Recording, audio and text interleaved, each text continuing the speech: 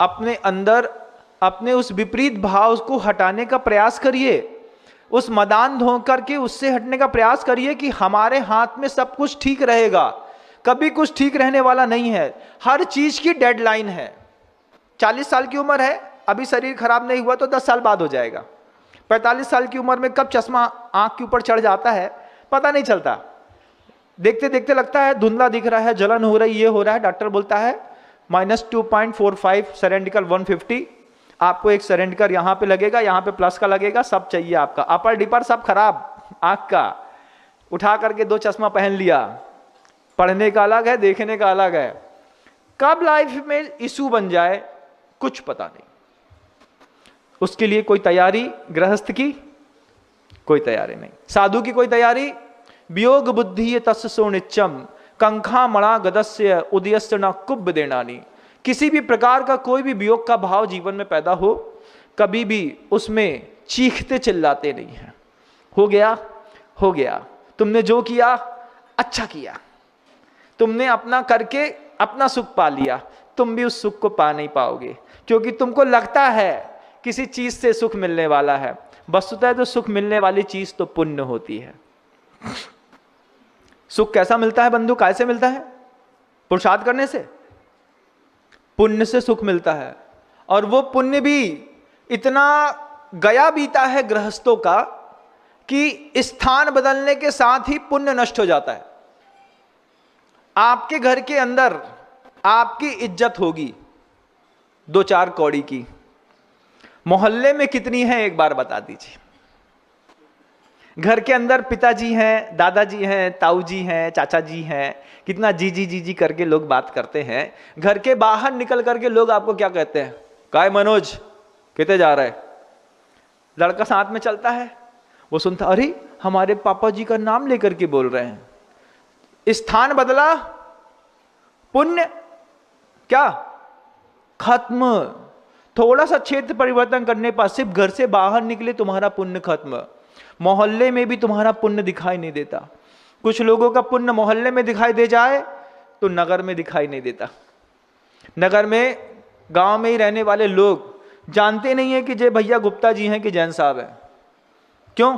बोले यार इनको तो हम जब देखो तब दारू के ठेके में देखते थे, हम तो समझते थे कि ये तो कोई और जात का होगा, तुम तो जैन निकले। पहचान तक नहीं है। हम अपने घर के अंदर अपने पुण्य की वाहवाही लूट रहे हैं। मिलेगा, ये क्या है? अज्ञान भाव, वो भी कैसा? विपरीत बोध वाला बंधुओं। ऐसे लोगों के जीवन में जब भी विपत्ति आती है इनको बहुत दुख होता है। अपने पल्ले का एक बार आप पुण्य टेस्ट करके देखिएगा कि तुम्हारे जीवन में क्षेत्र बदलने पर कितनी पुण्य की वर्गणाएं काम करती हैं। वही दादाजी हैं, घर के अंदर साफ सुथरे कोट शर्ट पैंट पहन करके बैठे हैं, अच्छा चमचमाता चेहरा है। ट्रेन में चढ़े, पीछे से बीड़ी पीते हुए आते हुए एक बच्ची ने तीरे से धक्का मार दिया, ए किनारे खिसको। क्या हुआ? क्षेत्र बदला, पुण्य खत्म। जैसे क्षेत्र बदला वैसे पुण्य खत्म। तुम्हारा पुण्य सिर्फ तुम्हारे घर तक सीमित है, इसलिए तुमको तुम्हारे घर के अंदर रहने में अच्छा लगता है, इसलिए तुम अपना घर नहीं छोड़ना चाहते। क्यों? क्योंकि तुमने अपने पल्ले में इस तरीके का कोई पुरुषार्थ ही नहीं किया कि अपने पुण्य में तुमको भरोसा ही नहीं है कि घर से बाहर निकलूंगा और मेरी व्यवस्था बनेगी। वे साधुओं का पुण्य देखो, दुनिया में कहीं भी लात मार दें, जंगल में जाकर के बैठ जाएं। गुरुदेव अपना पूरा 50-50 साधुओं का समोसन लेकर के बीना बारा को आने से पहले, बीना बारा का एक जंगल है बंधुओं, वहां पर घनघोर जंगल है जहां चीतल रहते हैं, शेर रहते हैं, सियार रहते हैं। वहां पर भी देखा गुरुदेव के साथ कम से कम 300 लोग चल रहे थे। हमने पूछा पीछे वाले साधु से, मुनि श्री विशाल सागर जी साथ में चले थे, क्या है? बोले बड़े महाराज जी हैं, इनका पुण्य इनको बियाबान जंगल में अभी समोसन लगाने के लिए भी प्रेरित कर सकता है लोगों को। इनके पुण्य की कोई तुलना नहीं है। अद्भुत पुण्य है गुरुदेव का। कैसा पुण्य है? हम जिसको नहीं जानते हैं हम वहां भी चले जाएं, स्थान बदलने, व्यक्ति बदलने। जो व्यक्ति उनके संपर्क में आता है वही भाषा बोलता है जो वो चाहते हैं। ऐसा कोई पुण्य आपके पल्ले में है? ऐसे पुण्य की कभी आपने कोई तैयारी करी है कि घर से बाहर बिना कुछ लिए निकल करके एक दिन अपना जीवन सरवाइव करके देखो कितने लोग तुमको संभालने की ताकत रखते हैं। उस साधु को देखो, मां जिनवाणी के ऊपर श्रद्धा रख के साधना को आकार देकर के घर से बाहर निकलता है, कभी रोटी की चिंता नहीं करता। कभी कोई समृद्ध साधु ये नहीं पूछता कि कल चौका कहां लगेगा और कौन लगाएगा। कभी नहीं बोलता कि भैया दमोह से सागर से रोटी वाली बुलाओ, 2 ट्रक वाले बुलाओ, ऐसा करो वैसा करो, चौका कितना लगेगा क्या लगेगा, कोई बात ही नहीं करता। क्यों? उसको अपने पुण्य में भरोसा है। जिन मुद्रा है मेरे पास, पीछी कमंडल है मेरे पास, मेरे पुण्य पल्ले का इतना ज्यादा है। अच्छी चर्या करने वाले कभी भी रोटी की चिंता कभी नहीं करते, कभी मन के अंदर विकल्प भी नहीं लाते। कारण उनको अपने पुण्य में विश्वास है, जहां जाएंगे वहां व्यवस्था बनेगी। आपसे पूछते हैं, संसार के लोगों से पूछते हैं कि आपको अपने पुण्य में कितना विश्वास है, कौन तुम्हारा सहयोग करेगा? वो जो तुम्हारे गांव में रहने वाला वो जो मोची है, वो मोची तुम्हारी बात मान लेगा? बोलो, विश्वास है? सब्जी वाला बात मान लेगा, दूध वाला बात मान लेगा? इतना निकृष्ट पुण्य लेकर के घर के अंदर बैठे हो और छोटे से तालाब में रह करके कूप मंडू के जैसे टर्र टर्र टर्र टर्र करते हो, हैं घर के लोगों को परेशान करते हो। तुम लोग सोचो कि ऐसा विपरीत ज्ञान है तुम्हारा। घर का जीवन चलाना हो, घर चलाना हो, समृद्ध होना हो, उसके लिए गुरुदेव कहते हैं सबसे पहले पुण्य का उपार्जन करो। इतने पुण्य का उपार्जन करो कि जो तुम्हारे निजी वैभव को दुनिया को दिखा सके। बिल्कुल ट्रेन में जाकर के भी बैठ जाओ तो कुछ व्यक्तित्व ऐसे होते हैं जिनका चेहरा देख करके लोग बोलते हैं आप बैठ जाइए, हम उठ जाते हैं। क्यों? पल्ले का पुण्य उसके शरीर पे दिखाई दे रहा है। होंगे आप धनवान, अरबपति खरबपति, अच्छी इंडस्ट्री चलाते होंगे, एक बार आंख बंद करके अपना पुण्य देख लो बस कितना है। अज्ञानी इतना मदान्ध होता है, वो सिर्फ अपने मद में, धन संपत्ति में झूलता है, अपने पुण्य में नहीं झूलता। उसके पल्ले का जैसा पुण्य खत्म होता है और जैसे ही उसके जीवन में थोड़ी भी शारीरिक परिस्थितियां प्रतिकूल होती हैं, वो वैसे तुरंत चिल्लाता है, चैंचू चैंचू करता है, भागता है, यहां जाता है वहां जाता है, ये हो गया वो हो गया। और 24 घंटे करते क्या है गृहस्थ? शरीर के पोषण में क्या 24 घंटा नहीं निकलता? निकलता है महाराज। चेतना के पोषण में कितना समय निकाला है आप लोगों ने बताइए? क्योंकि पुण्य बढ़ता है चेतना के पोषण से, उसके लिए समय नहीं है। किसके लिए समय है? समारोह। कौन सा? क्या लावण्यमयी कंचन काया, क्या चलता है, क्या पढ़ते हैं हम लोग? इंद्रिय के भोग मधुर विषसम लावण्यमयी कंचन काया। ऐसे कितने मीठे शब्द ऐसा पढ़ते हैं और झूमते रहते हैं और फिर पूछते रहते भैया पंखा बंद हो गया, वो गाना भजन नहीं हो पाएगा। पूरा जीवन इसके पोषण में निकला है बंधुओं। सोचिए आप, इसी के पोषण में। पल्ले के पुण्य की तो कभी चिंता ही नहीं करी और बाहर चले भी तो दूसरे के पुण्य से जीवन जिया, बैसाखी लगा करके। अपने पुण्य पे देखना, कभी बाहर निकलो, जो जहां पर खड़े हो, जहां तुम्हें कोई नहीं पहचानता हो, फिर वहां पे तुम अपने पुण्य की परीक्षा करो। घर के अंदर अपने पुण्य की परीक्षा करना है तो सिर्फ आहार के समय मौन हो जाओ, बस 1 घंटा देख लो तुम्हारे पन्ने में घर के अंदर भी कितना पुण्य है। टेस्टर है, थर्मामीटर लगाते हैं, लगा करके, क्या कहते हैं उसको? थर्मामीटर ही कहते हैं ना। थर्मामीटर लगाया बुखार नापने के लिए, देख लिया 104 है। अपना पल्ले का पुण्य देखना है तो 1 घंटे का घर में भोजन के समय मौन ले लो, मांगना बस मत कुछ, देखो तुम्हारी किस्मत में क्या है, समझ में आ जाएगा पल्ले का पुण्य कैसा है। वहां वियोग बुद्धि तस्सो निच्चम, इस सूत्र का माला फेरने के लिए गुरुदेव ने निर्मोह सागर जी महाराज को कह दिया। कहते हैं इसकी माला फेरिए महाराज। क्या ये शरीर है, संयोग है तो वियोग तो होगा ही, बस इसको स्वीकार करना है।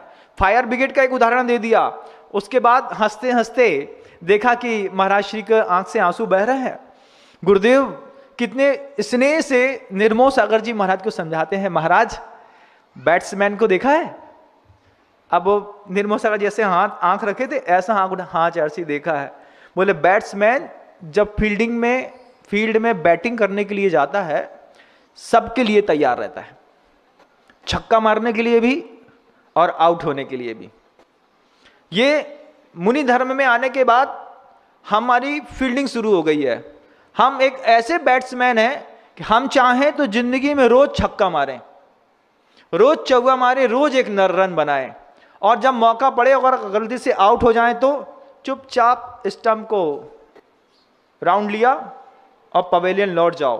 इसलिए कभी भी किसी भी बैट्समैन के अंदर आउट होते वक्त इस चीज का डिप्रेशन नहीं होता कि मैं आउट हो गया।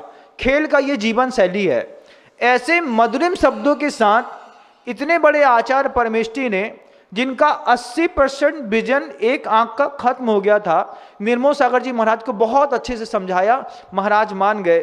3 दिन बाद गुरुदेव निर्मोह सागर जी महाराज से पूछते हैं, निर्मोह कैसा लग रहा है? गुरुजी दर्द बहुत है, अभी भी साफ तो हो गया है लेकिन दिख नहीं रहा है। बोले चिंता नहीं करो, बस इस गाथा की माला फेरो। उपन्नोदय भोगे वियोग बुद्धि ये तस्य सोनिच्चम। जीवन में शरीर का साधन मिला था, भोग भोगने का साधन मिला था, अब ये भोग भोगने का साधन जा रहा है, इसमें वियोग बुद्धि बना के रखो, लेकिन बैटिंग अच्छी करो, चर्या अच्छी करो। वे निर्मोह सागर जी महाराज जिनको एक आंख का 80% विजन फिनिश हो गया, उनको सर्वाधिक अंतराय आए।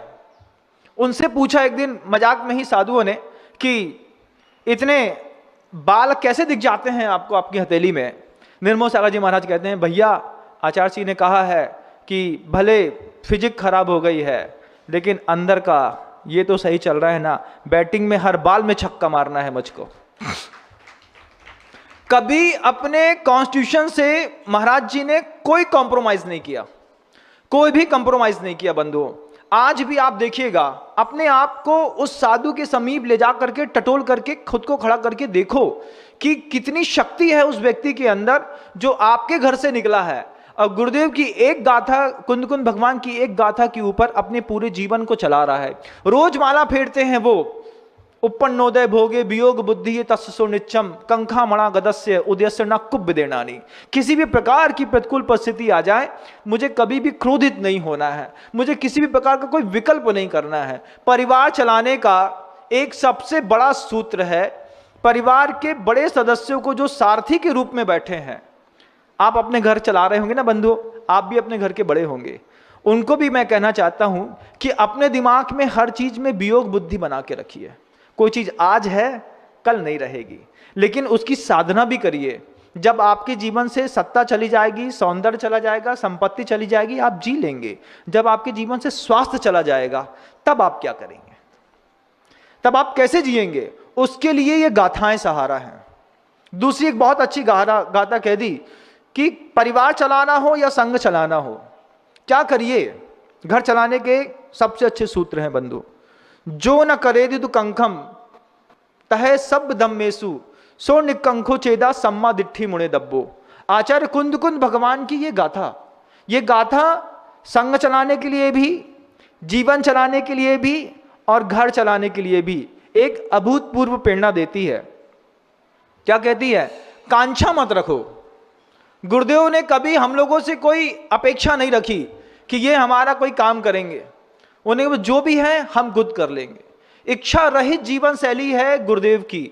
इतने सारे लोगों को दीक्षित करते हैं, कभी गुरुदेव ने ये नहीं सोचा कि मुझको मेरा एम्पायर मेंटेन करने के लिए 20 साधु चाहिए, 25 चाहिए, 50 चाहिए। जब भी गुरुदेव के साथ में हम 50-50 लोग रहते थे, तो कई बार साधुओं में ऐसी बात होती थी कि आचार्य सिंह जी का वैभव जो है वो उनके शिष्य समुदाय से है, कि इतने सारे शिष्य एक साथ मंच में बैठते हैं, 50-50 साधु बीच में गुरुदेव बैठते हैं, इसलिए उनका वैभव बढ़ता है। एक बार किसी साधु ने ऐसा कह ही दिया, तो उस साधु को जवाब अब मिल रहा है। वो साधु ने हमको 2 लाइन लिख करके भेजी। हमने कहा क्यों महाराज? जिस समय गुरुदेव के साथ 50 साधु रहते थे तो आप कहते थे कि आचार्य सिंह जी का जो वैभव है वो महाराज जी बगल में बैठे रहते हैं, इतने सारे साधु रहते हैं, साधक रहते हैं, इसलिए दिखाई देता है। तो उन्होंने दो लाइनें हमको लिख के भेजी, बड़ी जबरदस्त है बंधुओं। उन्होंने क्या लिख करके भेजा? हमारे बगैर भी रोशन थी महफिल उनकी, हमारे बगैर भी रोशन थी महफिल उनकी, हम नादान थे समझते थे रोशनी हमसे है। उन्हीं साधुओं का ये जवाब है। हमारे बगैर भी रोशन थी महफिल उनकी, हम नादान थे समझते थे रोशनी हमसे है। गुरुदेव को किसी की रोशनी की जरूरत नहीं है, घर के बड़े को किसी की रोशनी की जरूरत नहीं पड़ती बंधु। घर का बड़ा वो बनता है जिसको ये लगे कि मुझे मेरे अधीनस्थ रहने वाले किसी भी व्यक्ति से, पुत्र से, पत्नी से, बच्चों से, परिवार से, भाई से किसी भी प्रकार की कोई अपेक्षा नहीं। वो सिर्फ बड़ा नहीं होता, वो वास्तव में अंदर से बड़ा होता है। जब हमने उनसे जब उन्होंने ये 2 लाइन लिखी कि हमारे बगैर भी रोशन थी महफिल उनकी, हम नादान थे समझते थे रोशनी हमसे है, हमने कहा कैसा लग रहा है? बोले गुरुदेव ने साथ में रख करके इतना बढ़ने का मौका दिया और हम बार बार ये समझते रहे, हमको भी इस बात का मत था कि हम सुंदर दिखते हैं, हमारी पर्सनालिटी अच्छी है, हम बड़े घर के हैं, ये वो हैं, इसलिए लोगों में इतना इंप्रेशन बढ़ता है। आज अपने आप को भिखारी महसूस करते हैं, चुपचाप बैठ करके माला फेरना महसूस करते हैं। बंधुओं, ऐसा होता है। गुरुदेव ने जब भी शिष्यों को साथ में रखा है, गुरुदेव ने आश्रम जैसी व्यवस्था बना करके प्रत्येक शिष्य के विकास के लिए आवश्यक ऊर्जा और सामग्री मेरे साथ रहते रहते तुम जितना ले सकते हो, जितना स्वीकार कर सकते हो, जितना अपने आप को डेवलप कर सकते हो, गुरुदेव ने प्रत्येक शिष्य को डेवलप करने के लिए अपने साथ टाइम पीरियड दिया है। कभी गुरुदेव को यह नहीं लगा कि तुम्हारे बगल में बैठने से हमारा कोई भला होने वाला है, किसी का नहीं। और ये गुरुदेव ने कर दिखाया। जो लोग बोलते थे कि मुनिराज श्री समय सागर जी महाराज, योग सागर जी महाराज को गुरुदेव कभी छोड़ेंगे नहीं, साथ में रखेंगे, गुरुदेव ने वो भी कर दिखाया कि हम 1 मैन आर्मी है, जहां जाएंगे वहीं तहलका मचाएंगे। और बिना अपेक्षा के अकारण बंधु बनना बड़ा मुश्किल है गृहस्थों में। हमने तुम्हारे लिए इतना किया, तुम हमारे लिए कुछ नहीं करोगे क्या? ये परिवार में गिव एंड टेक की जो रूल्स हैं, इससे परिवार बर्बाद होता है। बड़ों के अंदर गिव एंड टेक्स के रूल्स नहीं होते, वो सिर्फ गिव करते हैं, टेक की कोई पॉलिसी उनके पास नहीं होती। हमारे पास जो है आप ले लो, आप समृद्ध हो, तुम बढ़ जाओ। क्यों? तुम हमसे छोटे हो, तुम अधीनस्थ हो, तुम्हारा उपकार करना हमारा कर्तव्य है, नहीं तो हम सारथी अच्छे नहीं माने जाएंगे। कर्ण के सारथी ने वही किया बंधु। कर्ण को इतना डिमोटिवेट किया, इतना डिमोटिवेट किया कि कर्ण महायोद्धा होने के बावजूद अपना रथ हार गए, अपनी जिंदगी हार गए। कई माता पिता भी हैं घर के अंदर बंधुओं, बच्चों को इतना डिमोटिवेट करते हैं, तुम गधे हो, तुमसे कुछ नहीं होगा, तुम ऐसे हो, तुम कुछ नहीं कर पाओगे। कोई एक अच्छा विचार दिया और उसको तुरंत निग्लेक्ट कर दिया। ये अच्छे विचार कैसे निग्लेक्ट करते हैं लोग, देखिएगा। एक बार की बात है कि इंडियन क्रिकेट बोर्ड के जो शीर्षस्थ लोग बैठे थे, उनके बीच में चर्चा चली। क्या चर्चा चली? कि फुटबॉल मैच में इतना प्रॉफिट है, इतना पैसा है, इतना ग्लैमर है, इतना ग्लैमर क्रिकेट में क्यों नहीं है? एक टाइम था जब इंडियन आईसीसी का जो बोर्ड है, क्रिकेट कंट्रोल बोर्ड जो है, वो बिल्कुल भी पैसे वाला नहीं था, सरकार को उसको पैसा देना पड़ता था।